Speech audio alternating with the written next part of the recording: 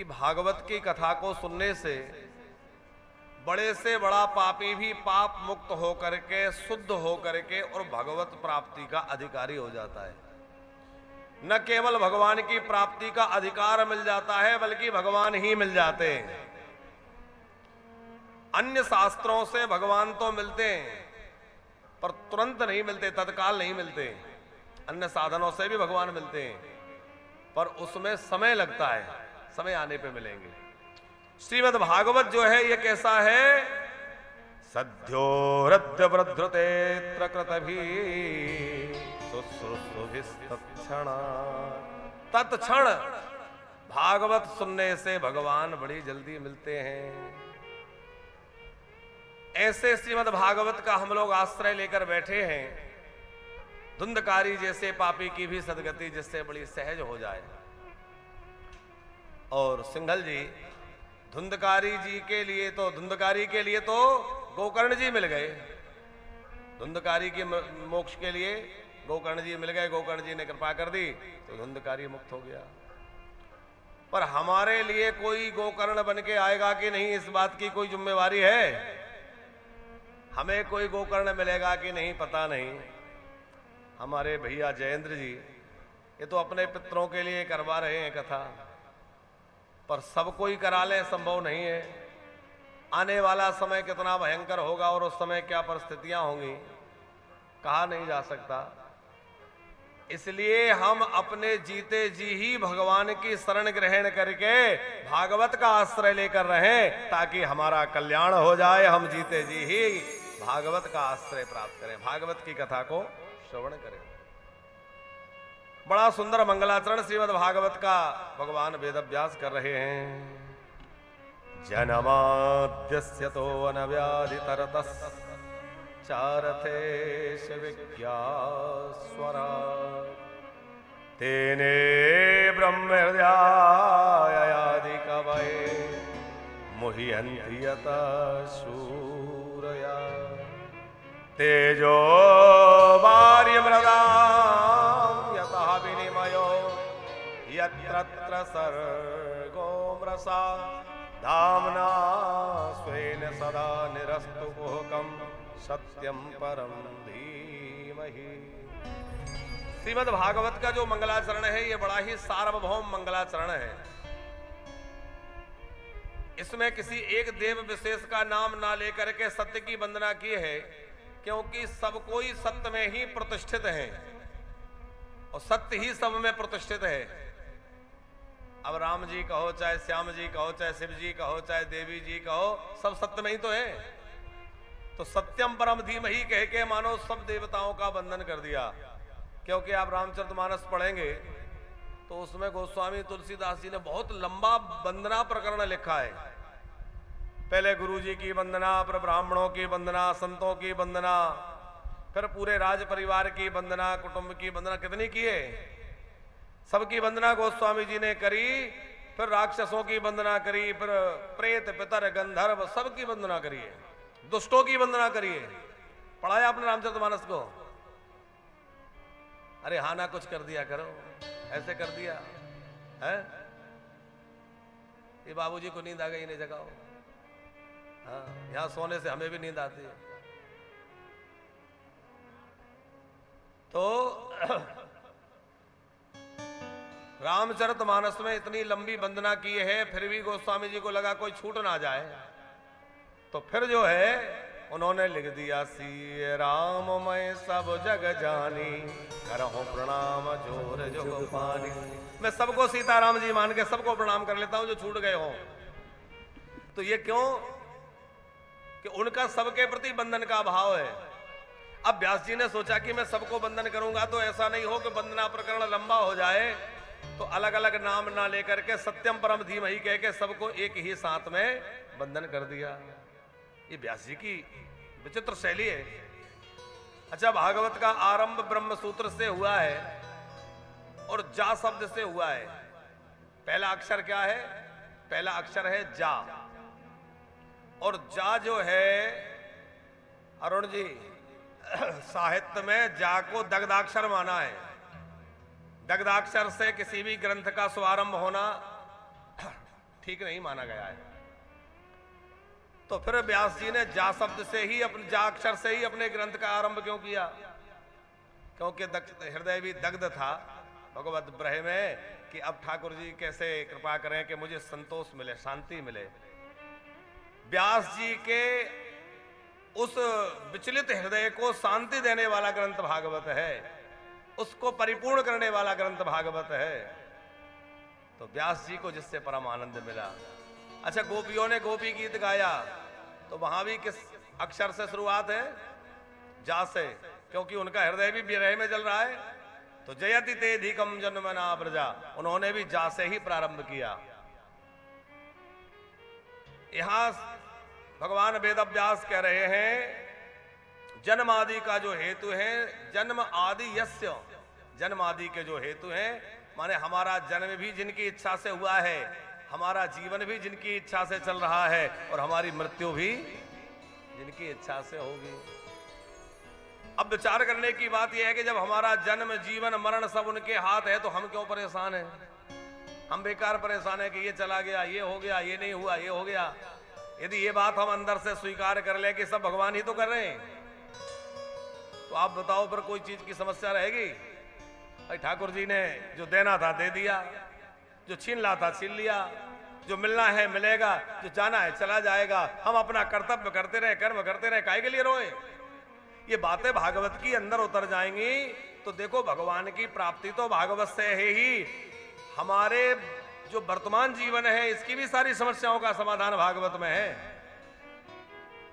आज का व्यक्ति डिप्रेशन में है, अवसाद में है, दिन रात तनाव में रह रहा है।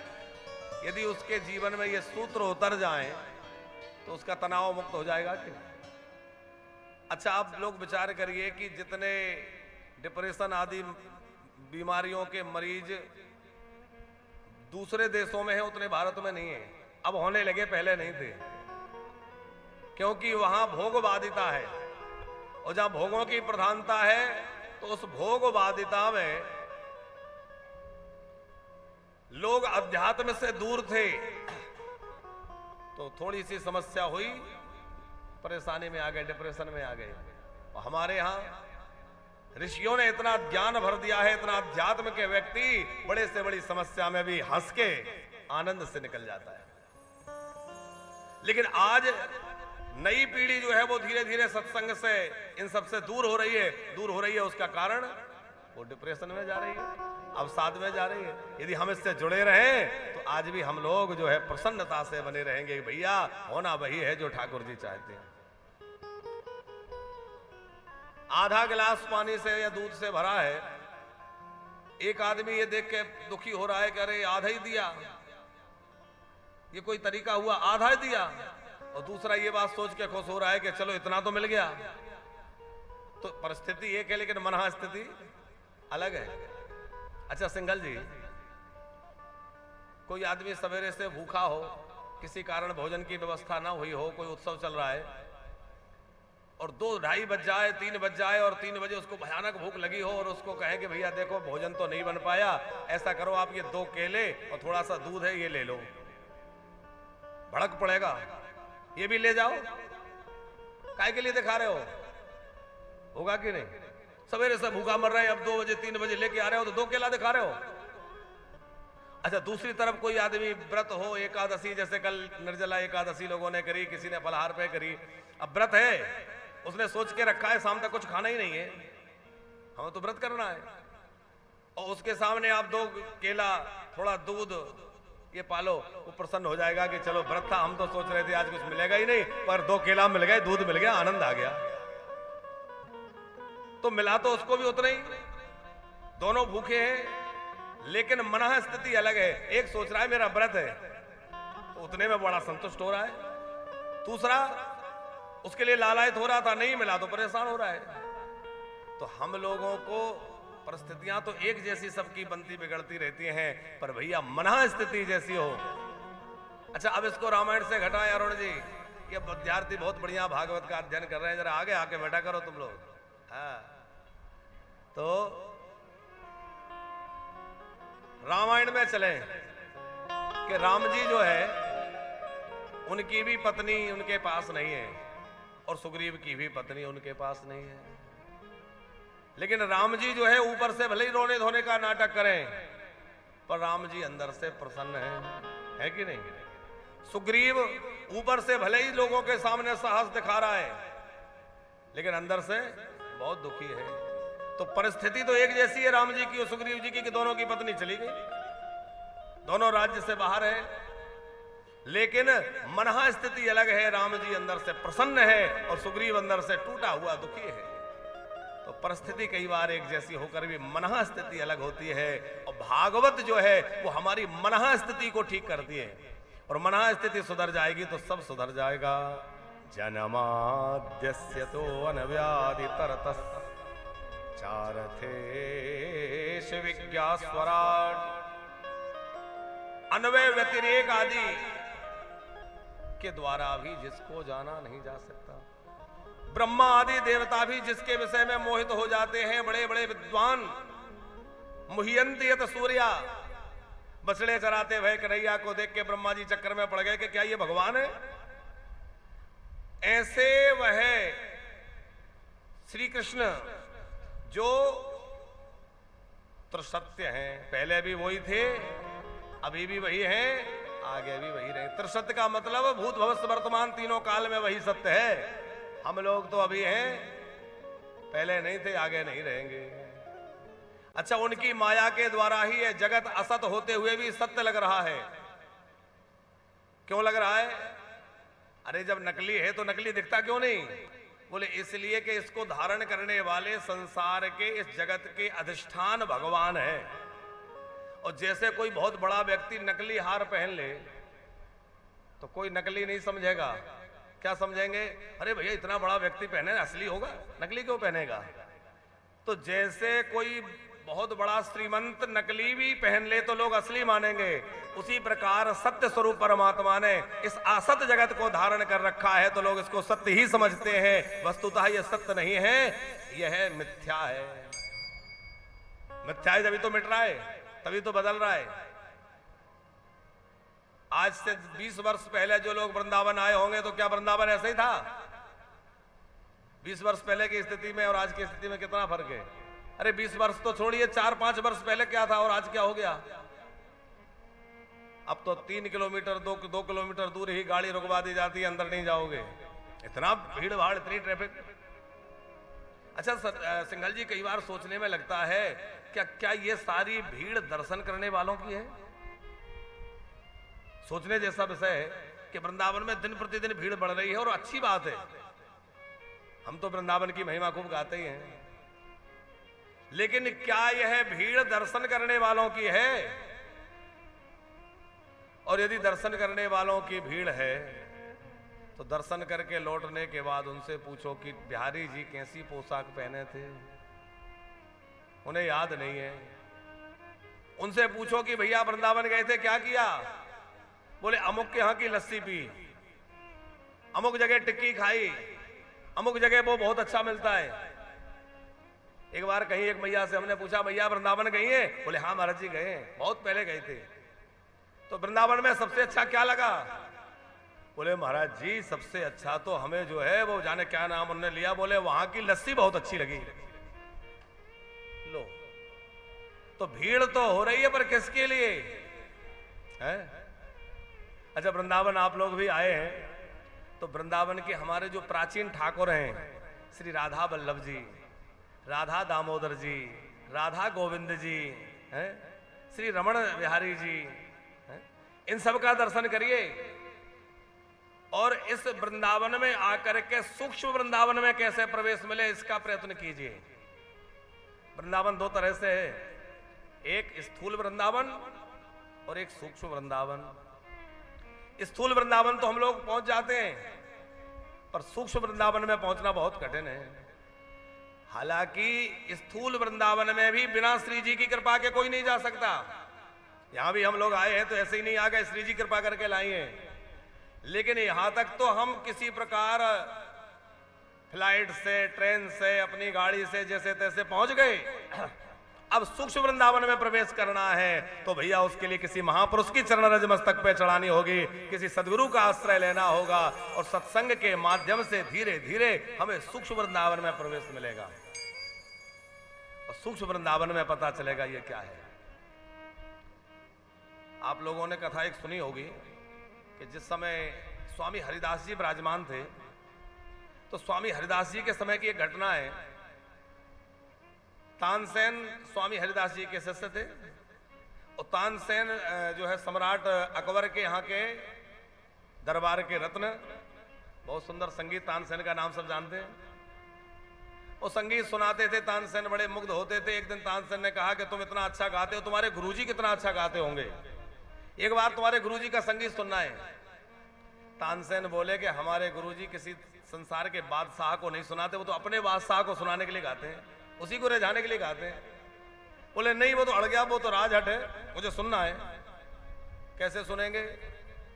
बोले छुप के सुनेंगे, वैसे तो वो सुनाएंगे नहीं। अकबर छुप के आया, भेष बदल के छद्म भेष में। तानसेन जी भी आए। अब तानसेन जी गुरुजी से मिले और गुरुजी से कुछ संगीत की चर्चा हुई, कोई राग सुनाने लग गए।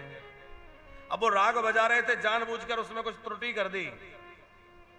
अकबर छुपा हुआ था झाड़ियों में और स्वामी श्री हरिदास जी ने कहा कि इस राग को ऐसे नहीं, ये गलत स्वर लगाया, देखो इधर दिखाओ, ऐसे बजाते हैं। वो बजाने लगे। अब स्वामी हरिदास जी ने जब बजाया तो उनकी संगीत को सुन के अकबर सब सुध-बुध भूल गया। स्वामी जी तो सब जान गए। उन्होंने कहा यहां क्यों छुपाए, जरा बुलाया, छुप के सुनता है। थोड़ा नाराज भी हुए। अकबर ने कहा कि आप मुझे कोई सेवा दे दीजिए, मैं आपकी कोई सेवा करना चाहता हूं। स्वामी जी ने कहा हमें कोई सेवा नहीं चाहिए, हमारे पास सब है, श्री जी की कृपा है, हम उनके लाडले, हमें क्या चाहिए? बोले नहीं नहीं आप कुछ कहिए। अब बार बार अकबर बोला कुछ सेवा ले लो, कुछ सेवा ले लो। ये समझ गए बीमारी अलग है, इसको ये अभिमान है कि मैं सम्राट हूं, बहुत बड़ा बादशाह हूं। बोले ऐसा करो, केसी घाट पर चले जाओ, वहां थोड़ा सा घाट के पत्थर खसक गए, वो सीढ़ियां ठीक करवा दो। अकबर ने कहा ठीक है, मैं देख के आता हूं। और जैसे ही घाट पर गया तो क्या देखता है, आज स्वामी जी की कृपा से उस मिलेक्ष, उस अकबर को भी दिव्य वृंदावन का दर्शन हो गया। और उसने देखा कि वहां ऐसी मणियों से फर्श बना हुआ है कि अपनी सारी सल्तनत दांव पर लगा दे तो एक पत्थर नहीं खरीद सकता, एक मणि नहीं खरीद सकता। ऐसी बहुमूल्य मणियों से जड़ा हुआ वहां का घाट बना हुआ है, वो दिव्य वृंदावन है। उस दिव्य वृंदावन का दर्शन होते ही आंखें चौंधी आ गई। आके हरिदास जी स्वामी जी के चरणों में गिरा, बोला मेरे बस का नहीं है, मैं क्या कर सकता हूं, मेरे पास तो कुछ भी नहीं है, यहां तो बहुत संपत्ति है। तो भैया वो दिव्य वृंदावन तो अद्भुत है। जब वृंदावन आओ तो यहां उस सूक्ष्म वृंदावन में कैसे प्रवेश मिले उसका प्रयास करो। यहां की रज मस्तक चढ़ाओ, संतों की कथाएं सत्संग सुनो और धीरे धीरे अपने को उस रस में डुबाने का प्रयत्न करो। जिन प्रभु की माया के कारण यह जगत असत होते हुए भी सत्य प्रतीत हो रहा है। क्यों? बोले माया का काम ही है, जो है उसको छुपाना और जो नहीं है उसको दिखाना। अच्छा, भगवान ने माया का सहारा क्यों लिया?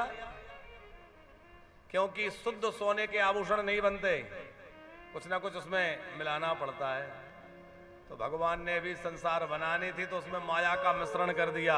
अच्छा, माया ना हो तो आप लोग सोचिए, हम अपने बच्चों को कितना लाड़ दुलार करते हैं।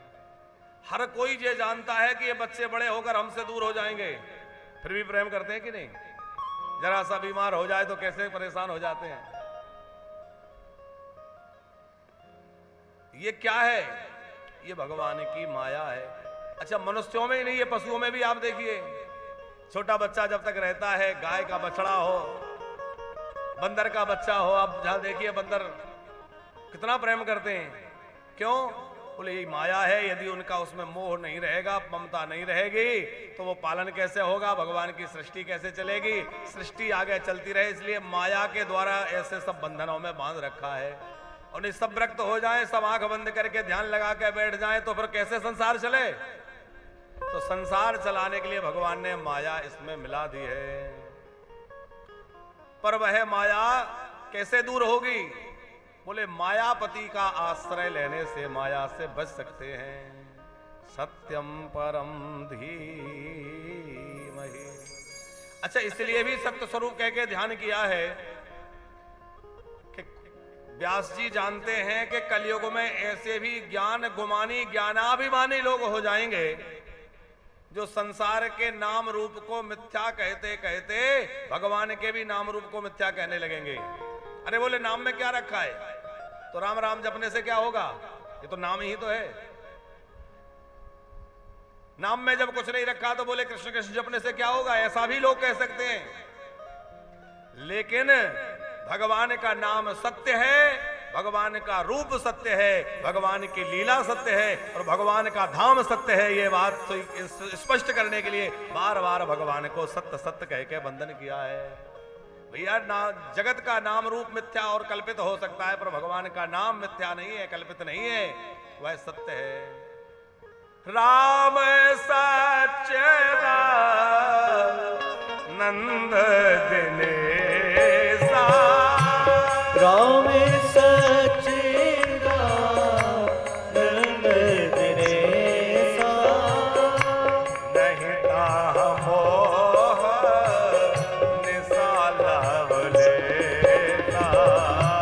नहीं ताह मोह निसालवलेसा। राम सच्चिदानंद दिनेशा, राम सच्चिदानंद दिनेशा, नहीं ताह मोह निसालवलेसा, नहीं ताह मोह निसालवलेसा। एक अखंड ज्ञान सीतावर, एक अखंड ज्ञान सीतावर, मायावश्य जीव सचराचर, मायावन जीव सचराचर।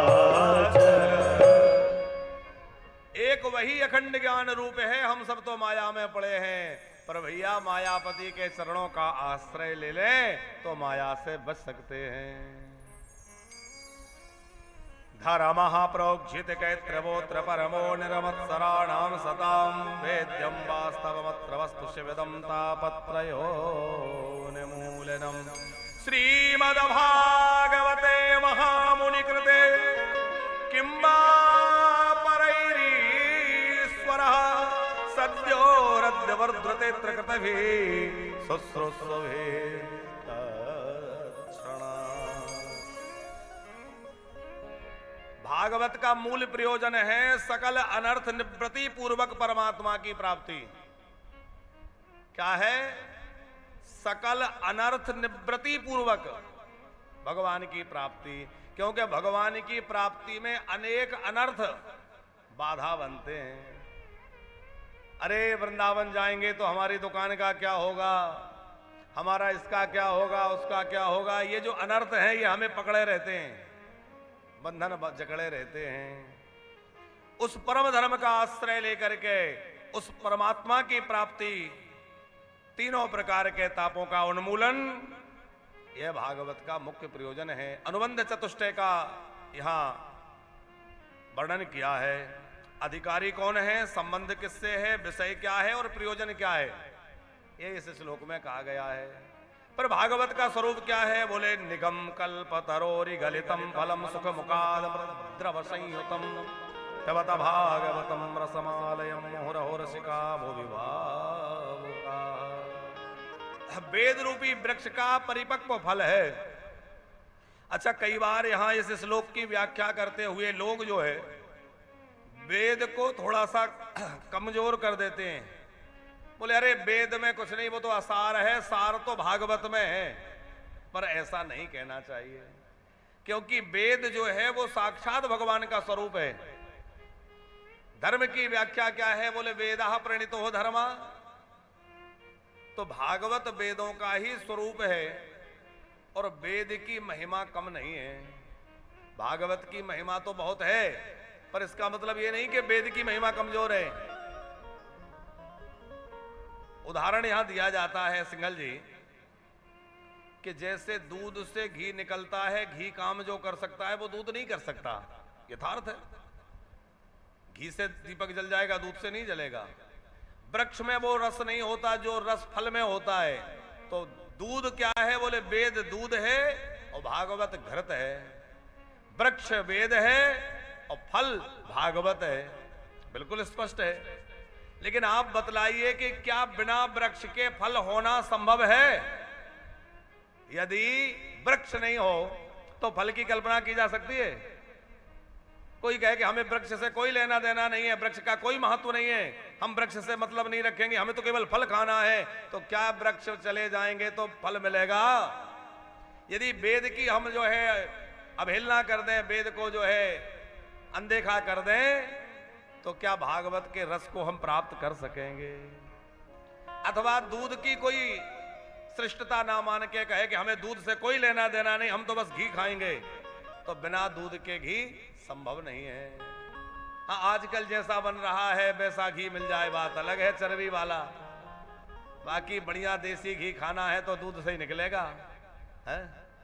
अरुण जी बात समझ रहे हैं? आप लोगों के लिए कह रहे हैं हम ये सब बातें, क्योंकि जोश में आकर के लोग कह देते हैं कि अरे वेद में वो रस कहां है, वो तो रस तो भागवत में ही है। बात ठीक है, बिल्कुल ठीक कहा गया है, पर यहां एक कहते कहते कहीं ऐसा ना हो कि हम वेद के लिए थोड़ा सा नीचा कर दें, क्योंकि वेद जो है वो साक्षात भगवान का स्वरूप है। कहीं वेद की महिमा कम ना हो जाए, इस बात का भी ध्यान रखना है। वेद अपने आप में अत्यंत महत्वपूर्ण है। हाँ, व्यास जी ने ऐसा क्यों किया? बोले इसलिए कि वेद की भाषा बड़ी कठिन है, हर कोई जान नहीं पाएगा, समझ नहीं पाएगा।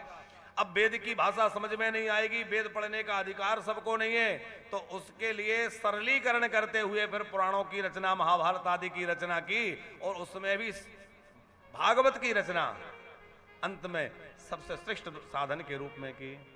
और साधना में जो लोग इस समय कथा सुन रहे हैं वो लोग ध्यान देंगे, कल से कथा आप लोग साधना चैनल में ना सुन करके ईश्वर चैनल पर सुनेंगे।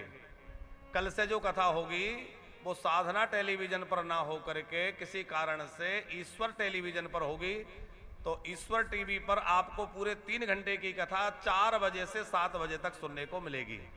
इसलिए आप लोग कल से याद रखिएगा, कल से कथा साधना पे प्रतीक्षा ना करें, 4 बजे से 7 बजे तक ईश्वर टेलीविजन पर सुने।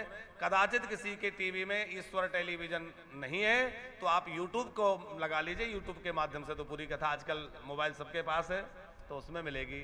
ईश्वर टेलीविजन जो है, ईश्वर चैनल जो है वो भी साधना चैनल का ही दूसरा चैनल है, तो उसमें कथा पूरी लाइव टेलीकास्ट होगी। 4 बजे से 7 बजे तक उस कथा का आप लोग आनंद ले सकेंगे। तो वेद का परिपक्व फल श्रीमद् भागवत है, रस रूप है, और जो रसिक हैं वो रसज्ञ लोग जो इस रस को पीते हैं, ऐसा वर्णन किया। और फिर कथानक को आरंभ करते हुए कहते हैं, नैमिषे निमिषच्छेत्रे ऋषयाः सानिकादया सत्रम स्वर्गाय लोकाय सहस्र सममासत। नैमिषारण्य चक्र तीर्थ जिसको कहते हैं, उस पावन तीर्थ में शौनकादिक 88,000 ऋषि बैठे हैं। किस लिए? सत्रम स्वर्गाय लोकाय, स्वर्ग लोक की प्राप्ति के लिए वह साधन कर रहे हैं। अब यहां स्वर्गाय का अर्थ भी महापुरुषों ने किया है, बोले इस स्वर्ग के लिए नहीं, क्योंकि वहां ऐसे ऐसे दिव्य संत बैठे हैं कि उनका स्वर्ग से तो क्या, मुक्ति से भी कोई प्रयोजन नहीं है, वो मुक्ति भी नहीं चाहते तो स्वर्ग क्या चाहेंगे। पर स्वर्गाय क्यों लिखा है? बोले स्वर्गाय का मतलब है परमात्माए। स्वहा स्वर्गे गीयते इति स्वर्ग यह परमेश्वरा तस्य लोकाय सा स्वर्ग। उस परम ब्रह्म परमात्मा के चरण शरण को प्राप्त करने के लिए वो सब जो है भगवत चर्चा करने में लगे हुए हैं। एक समय की बात है, सवेरे सवेरे सबने अपना अग्निहोत्र आदि नित्य कर्म होम आदि जल्दी कर लिया। तय कदा तुमने यहाँ प्रातुर्हुत होताग्न्यः सतकृतं सूतमासीनं प्रपक्षोरिधिमादरा। सवेरे सवेरे अपने यज्ञ को संपन्न कर लिया और सत्संग करने बैठ गए। इसका प्रयोजन, इस बात का अर्थ ऐसा स्पष्ट होता है कि वहां यज्ञ की प्रधानता नहीं, वहां कथा की प्रधानता थी। प्रातर्हुत होताग्न्याः का अभिप्राय है कि सवेरे सवेरे उन्होंने यज्ञ कर लिया। नहीं तो जहां यज्ञ होता है वहां बड़ी लंबी विधि होती है तो प्रातः नहीं हो पाता, पूरा दिन ही लग जाता है। अभी हम लोगों ने यज्ञ किया तो 3-4 घंटे सवेरे, फिर 3-4 घंटे शाम को, तो बहुत प्रयत्न करने के बाद भी कथा के लिए पर्याप्त समय नहीं रहा, क्योंकि यज्ञ का क्रम ही लंबा होता है। तो यहां लिखा है प्रातुर्हुत होताग्न्याः का अर्थ है कि उन्होंने सवेरे सवेरे अपना यज्ञ संपन्न कर लिया। इसका मतलब वो नित्य हवन की बात होगी। महापुरुष जो नित्य हवन करते हैं वो नित्य हवन उन्होंने अपना कर लिया और सब बैठ गए। सोनक जी प्रश्न करने लगे। 6 प्रश्न मूल में है। पहला प्रश्न है जीव मात्र का कल्याण कैसे हो, किम श्रेयः मंदा सुमंदमतयो मंद भाग्या विपत्रुता। कलिकाल के जीव एक तो मंदाह, मंदाह माने अलसाह, आलसी हैं। हम लोगों को सोनक जी कह रहे हैं बड़े आलसी हैं। क्यों कह रहे हैं? बोले कथा में बैठेंगे तो झोंका लेंगे। ये आलसी नहीं है तो क्या है? अच्छा, रील चल रही हो, कितने बजे तक नींद ना आवे? सच्ची बताओ, कब रात को 12-1 बज जाए पता ही ना चले। कोई संसार की बातचीत हो रही हो, उसके घर ऐसा हुआ, उसने ऐसा किया, तो कब 4 घंटे बीत गए पता ना चले और कथा में 3 घंटे बड़ा मुश्किल पड़ जाए है? इसलिए कह रहे हैं मंदाह माने अलसाह, राम नाम के आलसी, भोजन को तैयार तुलसी से नरन को बार बार धिक्कार। तुलसी से नरन को बार बार धिक्कार। तो पहला दोष हम लोगों में, कलयुग के लोगों में क्या बताया? बोले आलसी हैं। दूसरा कहा सुमंद मतयो, उनकी मति भी कमजोर है। धन कमाने में तो खूब बुद्धि लगती है पर भगवत चर्चा में मन नहीं लगता, उसमें बुद्धि नहीं लगती। मंद भाग्या, भाग्य भी कमजोर है और अनेक तरह के उपद्रव हैं। जाना तो चाह रहे थे पर क्या करें, टिकट बनी रह गई और ऐसा हो गया और वैसा हो गया, तो ये उपद्रव ही है। कोई काम आ गया, कोई बीमारी आ गई, कथा में बैठे थे जरूरी फोन आ गया, तो ये क्या है? ये उपद्रव है। और इसी बात को गोस्वामी जी ने अपने मानस में बड़े सरल शब्दों में कहा, ग्रह कारज ना जंजाला, ग्रह कारज ना जंजाला,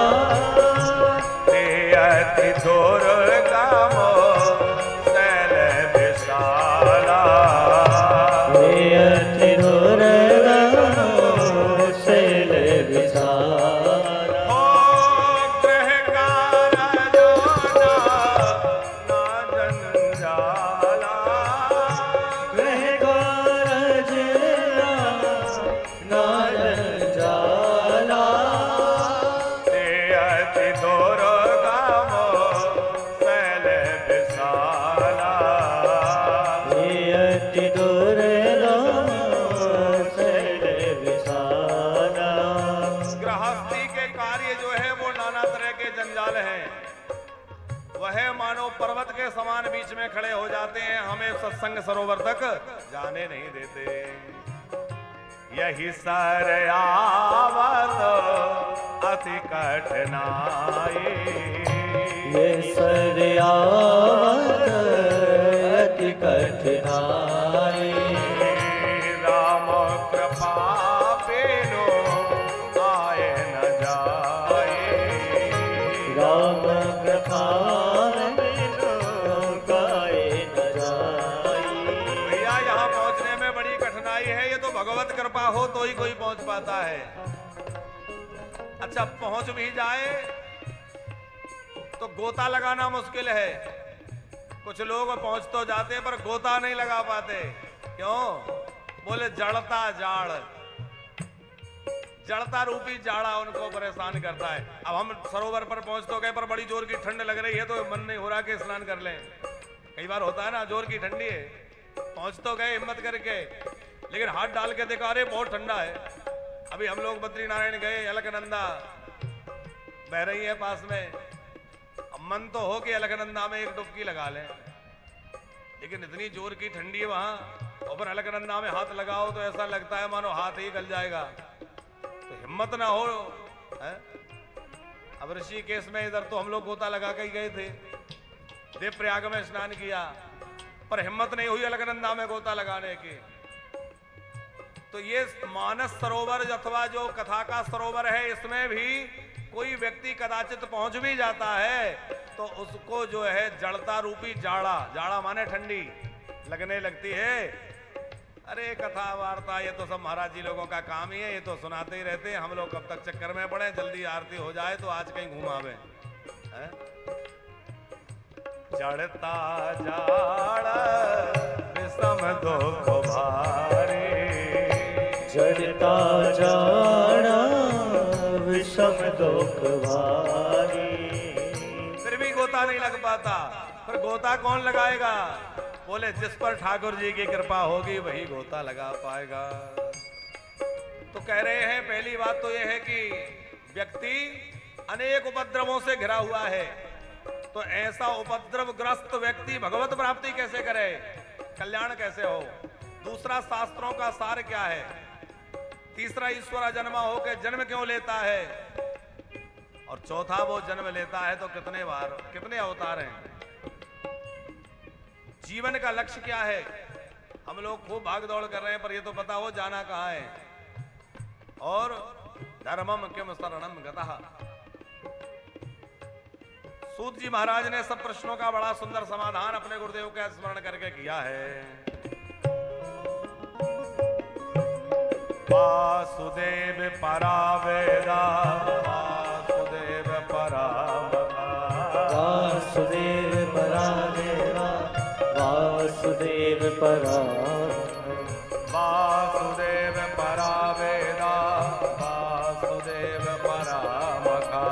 वासुदेव परा वेदा, वासुदेव परा मखा।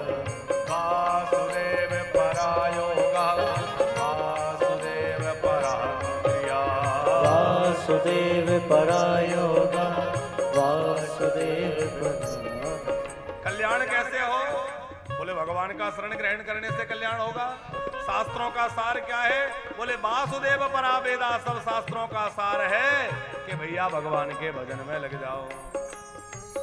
ईश्वर जन्मा होकर जन्म क्यों लेता है? बोले इसलिए कि यदि जन्म ना ले तो हम लोग क्या तो कहते, क्या सुनते।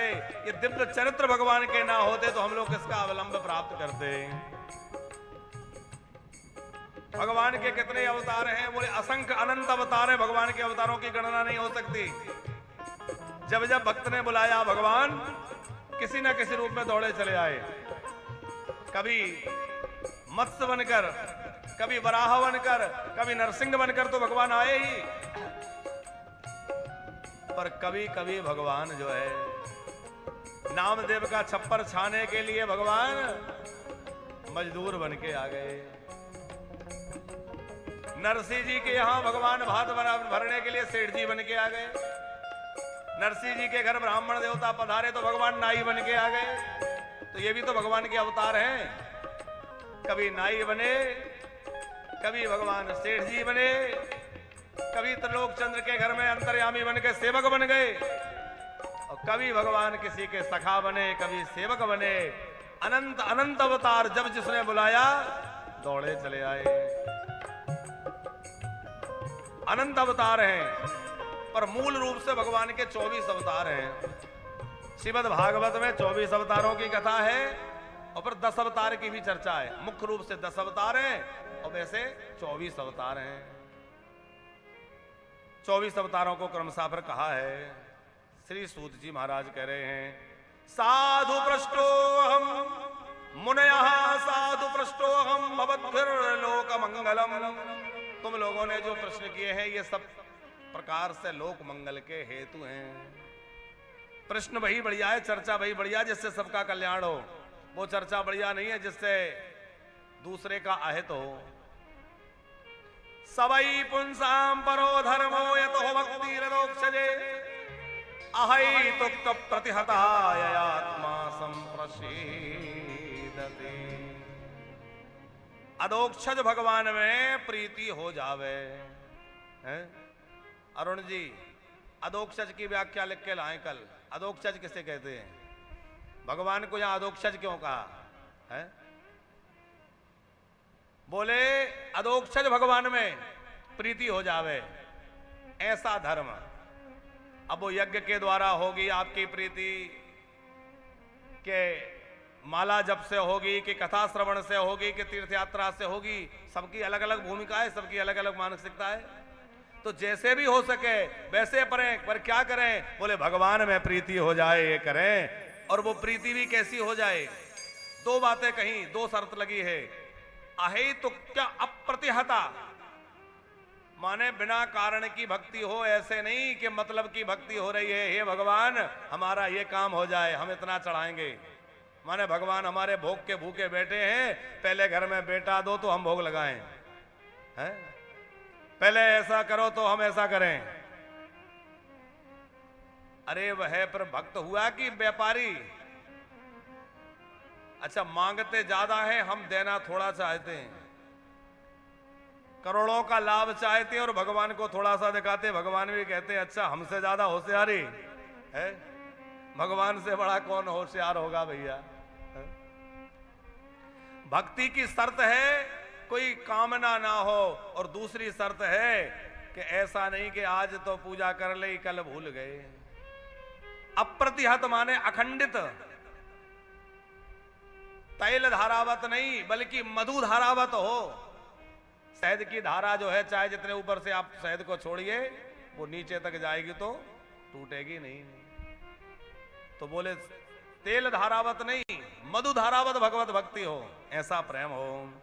धर्मानुष्ठित पुंसाम मुस्वक्सेन कथा सुया नोदपाद्यदरतिं श्रमये भई केवलम।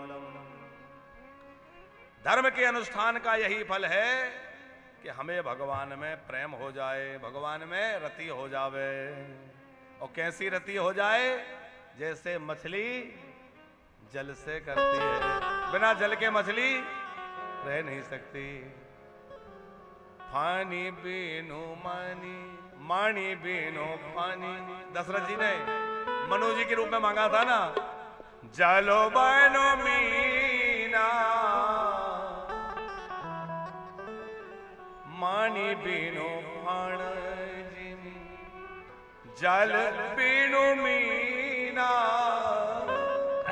मम जीवन तिमी तुम अधीन। हे प्रभु, जैसे मणि के बिना, मणि माने सर्प जीवित नहीं रहता, फन भटक भटक के प्राण त्याग देता है। जैसे जल के बिना मछली नहीं रहती, उसी प्रकार आपके बिना मैं न रहूं, ऐसी प्रीति हृदय में प्रकट कर दो प्रभु। प्रेम से बोलिए।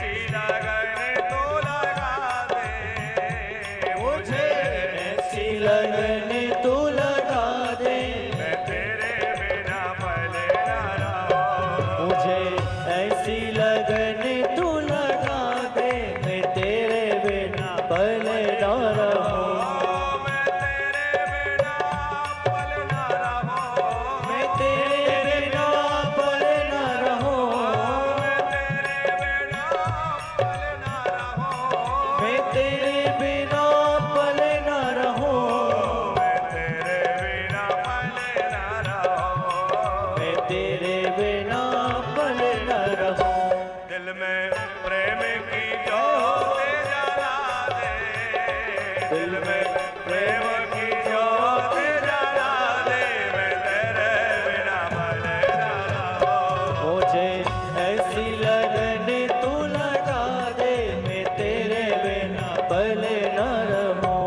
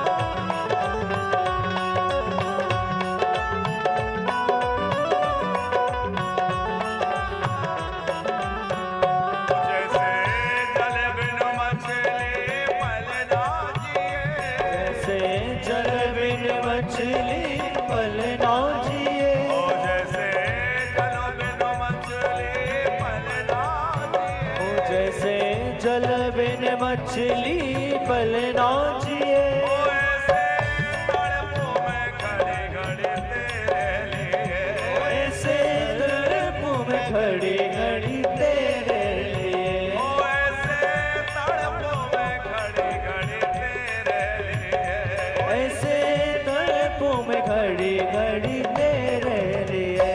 मेरा दुनिया से मोह छोड़ा दे, मेरा दुनिया से मोह छुड़ा दे, मैं तेरे बिना मरे न रहूं। मुझे ऐसी लगन तू लगा दे, मैं राधे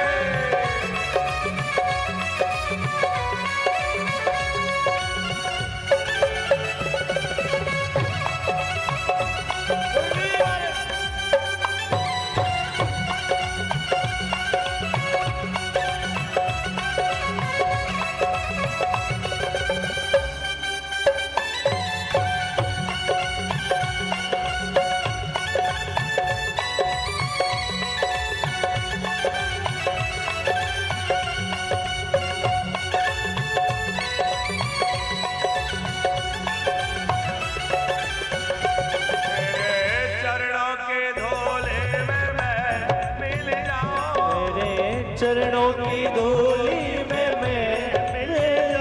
तेरे चरणों की धूली में मैं मिल जाऊं, तेरे चरणों की धूली में मैं मिल जाऊं। मेरी आशा यही है कहीं दूर न जाओ, मेरी आशा यही है कहीं दूर न जाऊं, मेरी आशा यही है कहीं दूर न जाओ, ओ मेरी आशा यही है कहीं दूर न जाऊं।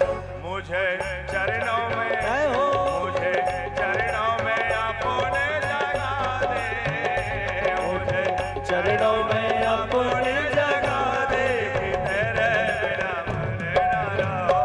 मुझे ऐसी लगन तो लगा दे, मैं तेरे बिना पल ना रहूं, मैं तेरे बिना पल न रहूं, मैं तेरे बिना पल न रहूं, मैं तेरे बिना पल न रहूं, मैं तेरे बिना पल न रहूं, मैं तेरे बिना पल न रहूं, मैं तेरे बिना पल न रहूं। मुझे ऐसी लगन तो लगा दे, तेरे बिना पल न रहूं। मुझे ऐसी लगन तू लगा दे, मैं तेरे बिना पल न रहूं। राधे राधे गोविंद गोविंद राधे, राधे राधे गोविंद गोविंद राधे, राधे राधे गोविंद गोविंद राधे, राधे राधे गोविंद गोविंद राधे, गोविंद राधे गोपाल राधे, गोविंद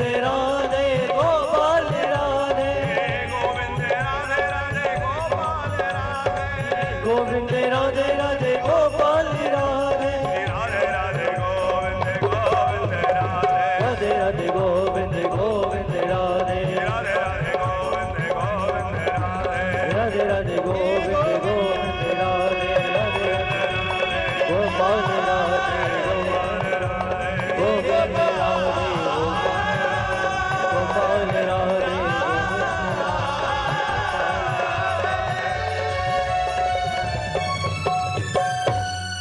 बोले कृष्ण कन्हैया लाल की तेरे चरणों की धूले में मैं मिल जाऊं तेरे चरणों की धूली में मैं मिल जाऊं कि मेरी आशा यही है कहीं दूर न जाऊं मेरी आशा यही है कहीं दूर न जाऊं मुझे चरणों में अपने जगह दे मुझे चरणों में अपनी जगह दे मैं तेरे बिना पल न रहूं मैं तेरे बिना पल ना रहूं। बोलिए वृंदावन बिहारी लाल की जय हो। श्री सूत जी महाराज शौनकादिक ऋषियों को बहुत सुंदर भागवत धर्म का उपदेश करते हुए कह रहे हैं, ऋषियों इस जीवन को धारण करने का फल क्या है? जीवस्व तत्व जिज्ञासा। देखो धर्म का जो फल है वह मोक्ष है। धर्म हम लोग जो करते हैं उसका फल अर्थ प्राप्ति नहीं है। धर्म का मूल फल क्या है? मोक्ष प्राप्ति। अच्छा धन जो है, अर्थ जो है, वो अर्थ भी धर्म के लिए है, भोग विलास उसका उद्देश्य नहीं है। और भोग क्यों भोगे जाते हैं? जीवन निर्वाह के लिए। भोजन कर रहे हैं तो इसलिए करें कि हमारा जीवन चलता रहे, इसलिए नहीं कि रसना के जीव के स्वाद के लिए आज ये कल वो ठूंसते जा रहे हैं। अच्छा किसी से पूछो कि क्यों इतनी भाग दौड़ क्यों करते हो, इतना परिश्रम क्यों करते हो? बोले अच्छा इतना मेहनत नहीं करेंगे तो खाएंगे क्या? और फिर उससे पूछो कि अच्छा ये बताओ खा क्यों रहे हो? बोले अच्छा खाएंगे नहीं तो कमाएंगे कैसे? तो व्यक्ति पूरे जीवन ये निर्णय नहीं कर पाता कि मैं जीने के लिए खा रहा हूं कि खाने के लिए जी रहा हूं। है विचार करना कभी कि हम खाने के लिए जी रहे हैं कि जीने के लिए खा रहे हैं। अरे भैया हम खा इसलिए रहे कि जीवित रहे पर जी क्यों रहे हैं? बोले जीवस्व तत्व जिज्ञासा। जीवन इसलिए धारण किया हुआ है ताकि भगवान का हम भजन कर सकें, भगवान के शरण ग्रहण कर सकें। किसकी? बोले ज्ञानी जिसको ब्रह्म कहते हैं, योगी जिसको परमात्मा कहते हैं, भक्त जिसको भगवान कहते हैं, जो अखंड सच्चिदानंद स्वरूप है, उस परम ब्रह्म परम तत्व का हम साक्षात्कार कर सकें, इसीलिए यह मानव देह है। उसके जानने से होगा क्या? विद्यते हृदय ग्रंथि छिन्द्यन्ते सर्व संशया क्षीयन्ते चास्य कर्माणि दृष्ट एवात्मनि स्वरूप। हे ऋषियों उस परम तत्व के जानते ही हृदय की सारी ग्रंथियां खुल जाएंगी। ग्रंथियां माने गठाने। हमारे अंदर कई गठाने पड़ी हैं और शरीर में कहीं गठान पड़ जाए तो डॉक्टर कहता है भैया जल्दी इलाज कराओ, गठान निकलवाओ नहीं तो कैंसर बन जाएगा। कहता है कि नहीं? शरीर के किसी अंग में गठान पड़ जाए तो डॉक्टर कहता है जल्दी हटवाओ, ऑपरेशन कराओ नहीं तो कैंसर हो सकता है। और हमारे अंदर जो गठाने हैं उनको हम नहीं निकालेंगे तो भी कैंसर हो जाएगा। कौन सी गठाने? अंदर वाली जो है वो काम, क्रोध, लोभ, मोह, अहंकार, ये सब गठाने ही तो हैं। ये कैसे निकलेंगी? बोले भैया ये निकलेंगी सत्संग में बैठने से। हम लोग धुंधकारी का प्रसंग सुनते हैं तो उसमें सुना है ना कि वो बांस की छिद्र में बैठ गया, फिर एक एक करके सारी गठाने बांस के डंडे की फट गई। वो एक एक गठान क्या है? वो वही ग्रंथि है। परमात्मा के विषय में जब हम सुनेंगे जानेंगे, ब्रह्म साक्षात्कार होगा तो क्षीयन्ते चास्य कर्माणि, हमारे कर्मों का क्षय हो जाएगा और विद्यन्ते हृदय ग्रंथि, हृदय की ग्रंथियां छूट जाएंगी। और हमारी ग्रंथियां छूट जाएंगी तो हम लोग जो है अनेक प्रकार के दुखों से छूट जाएंगे। हम लोगों को जो दुख हो रहे हैं वो काम क्रोध के कारण ही हो रहे हैं। बार बार क्रोध आ रहा है, अंदर चले जा रहे हैं। कामनाओं की पूर्ति नहीं हुई तो आप क्रोध भर गया, कामनाओं की पूर्ति ना हो तो क्रोध आता है, और क्रोध जो है तरह तरह के हमें पीड़ा पहुंचाता है। इसलिए श्री सूत जी महाराज कह रहे हैं, ऋषियों मैं तुम्हें श्रीमद् भागवत की कथा सुनाता हूं जो उस परम तत्व का निरूपण करके उसको तुम्हारा परिचय करा, तुम्हें उसका परिचय करा देगा। सौनक जी ने कहा कि भागवत की रचना कैसे हुई, जरा आप भागवत के उस रचना काल की और उसकी कथा सुनाइए। कस्मिन् युगे प्रवर्ते स्थाने वाके हेतुना कुतः संचोदितः कृष्णा कृत्वान् सन्निहिता मुनि। व्यास जी ने भागवत की रचना क्यों की, कब की, किसके प्रेरणा से की, वो सारी बात कहिए। तब बड़े प्रसन्न होकर श्री सूत जी कहने लगे, द्वापरे सम्नुप्राप्ते तृतीय युग परये जाता पराशराद्योगे वासव्याम कलया हरे। अभी जो चतुर्युगी चल रही है इसका तीसरा युग, तीसरा युग कौन सा है? तीसरा युग है द्वापर युग। सतयुग, त्रेता, द्वापर, कलयुग। तो द्वापर युग की समाप्ति के काल में पराशर ऋषि के यहां सत्यवती जी के गर्भ से भगवान का कलावतार हुआ व्यास जी के रूप में। पहले आपने वेदों के विभाग किए, भूत भविष्य को जानने वाले व्यास जी ने भविष्य को देखा और उन्होंने विचार किया कि आगे जीवों का कल्याण कैसे होगा, तो वेदों के विभाग किए। फिर आपने जो है पुराणों की रचना की, महाभारत की रचना की, पर भी मन में असंतोष था कि अभी मेरा काम ठीक से हुआ नहीं है, जिस काम के लिए मैं आया था वो अभी अच्छी तरह से हो नहीं पाया है। और देखो व्यक्ति भाई बढ़िया है जो अपने कार्य पर पूरा ध्यान रखे कि मेरे लिए जो काम मिला था वो मैंने बढ़िया किया कि नहीं, है? जो जिम्मेवारी दी गई थी वो हमने ठीक से निभाई कि नहीं। चाहे किसी पद की जिम्मेवारी हो, चाहे परिवार की जिम्मेवारी हो, और चाहे भैया संसार में आए हैं तो यहां भी बड़ी जिम्मेवारी लेकर आए हैं। भगवान ने हमें मनुष्य तन दिया है, बड़ी जिम्मेवारी के साथ मिला है। तो इस रंगमंच पे हम लोग अभिनय करने आए हैं जिम्मेवारी लेकर के, उसको भी तो पूरा करना है कि नहीं। अच्छा भगवान से एक बात कहा करो, एक संत बहुत बढ़िया बात कह रहे थे, भगवान से कहना कि प्रभु आपने मुझे संसार रूपी रंगमंच में भेजा एक अभिनय दे करके कि तुम्हें ये अभिनय करना है। अब मैंने यदि अपना अभिनय अच्छे से किया हो तो पुरस्कार दो। पुरस्कार क्या चाहते हो? बोले पुरस्कार ये दो कि अब दोबारा मत भेजना, अब मुझे अपने पास रख लेना। और भगवान कहे नहीं नहीं तुमने अपना काम बढ़िया नहीं किया, तो कहना भैया जो बढ़िया नहीं किया ऐसे कलाकार को भेजते क्यों हो? जो अपना काम अदाकारी अच्छे से ना कर पाए उसको भेजते क्यों? तो मुझे मत भेजना। माने अच्छा किया तो भी मत भेजना और बुरा किया तो भी मत भेजना, बस अब तो अपने चरणों में रख लेना है। अपनी बात पर, अपनी जिम्मेवारी पर व्यक्ति ध्यान दे कि मुझे जो काम मिला है मैंने ठीक से किया कि नहीं। व्यास जी सोच रहे हैं कि मैं जिस काम के लिए आया था पूरा नहीं हुआ। चिंतामग्न बैठे थे, देवर्षि नारद जी आश्रम में पधारे। नारद जी ने पूछा क्या बात है, बड़े परेशान लग रहे हैं। वो आप जैसे मनीषी इतना परेशान दिखेंगे तो समाज का, संसार का क्या होगा? व्यास जी बोले मैं समाज के लिए तो चिंता कर रहा हूं, आखिर मैं ऐसा क्या करूं जिससे जनमानस का, सर्वसाधारण का कल्याण हो सके।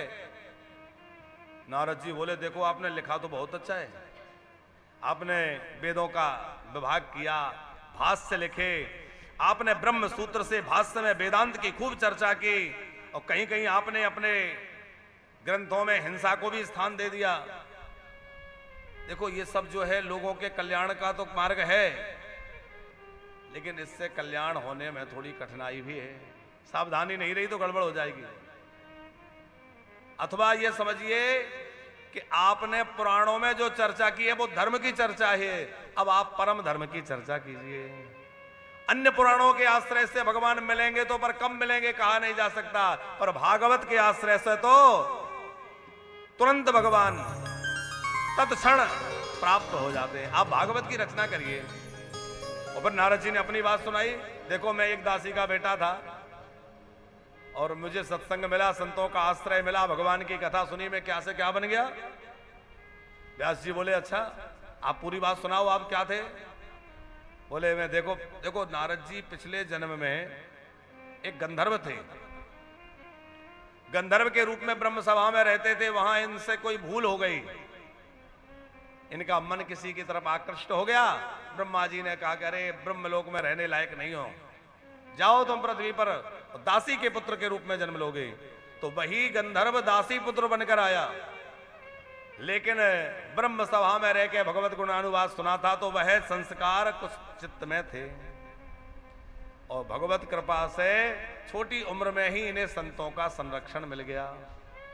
जिस घर में इनकी मैया सेवा करती थी वहां उस ब्राह्मण के घर कुछ संत पधारे, संतों की सन्निधि मिली, संतों की सेवा मिली, संतों का सत्संग मिला।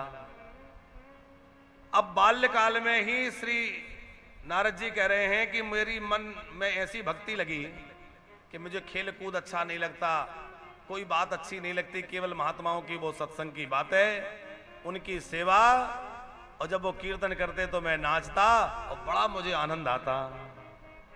ऐसे करते करते करते बहुत समय बीत गया, लगभग 4 महीने पूरे हो गए। वो महात्मा जाने लगे, मैं तो रोने लगा, आप चले जाएंगे, मुझे कथा कौन सुनाएगा, मेरा क्या होगा।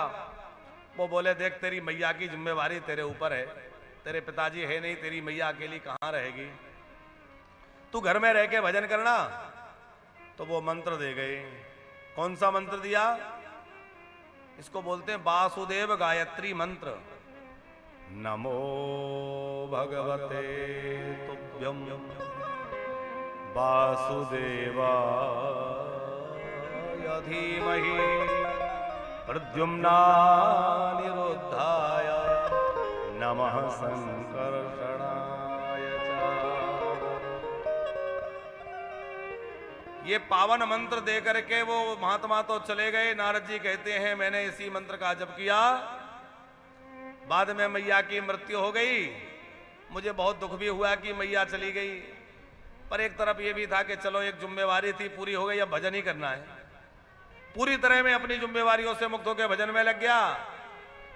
एक बार एकांत में भजन कर रहा था, उसी समय मेरे सामने एक नील प्रकाश प्रकट हो गया। उस नील प्रकाश में मैंने ध्यान से देखा तो एक बालक खेल रहा है, एक नीला नीला प्रकाश है, उसमें एक सुंदर बालक है जिसके घुंघराले केस है, अरुणारे नेत्र हैं, मोतियों की माला है, मोर का पंख का मुकुट है। इतना सुंदर वह बालक पीतांबर लहलाता हुआ, और जैसे ही मैं गोद में लेने उसको आलिंगन करने आगे बढ़ा, वो अंतर ध्यान हो गया। मैं झटपटा कर रोने लग गया। कहां चले गए, कहां चले गए। तो आकाशवाणी हुई, अभी नहीं मिलूंगा, अभी तेरे अंदर कुछ और वासना है, और भजन कर, बाद में मिलूंगा। हंतास्मिन् जनमनि भवान् मां दृष्टुमाम्यर्हति अविपक्वकषायाणां दुर्धर्षोऽहं योगिनाम्। अब देखो यहां कह रहे हैं भगवान के अभी तुम्हारे अंदर वो पात्रता नहीं है जो मुझे प्राप्त कर सको। इतना भजन किया कि बाल्यकाल में ही चंचलता छोड़ के, खेल कूद छोड़ के, मैया का मोह भी त्याग के भजन में लगे रहे। फिर भी भगवान कह रहे हैं अभी पात्रता नहीं है। लेकिन कलयुग में हम लोग 4 दिन अगरबत्ती क्या लगा लें और भगवान की कोई कृपा ना लगे तो अरे बोले इतना भजन किया, देखो भगवान कुछ कर ही नहीं रहे। अरे भले आदमी, भगवान को ऐसे ही मिल जाएंगे क्या? भगवान को मिलना कोई इतना सरल है?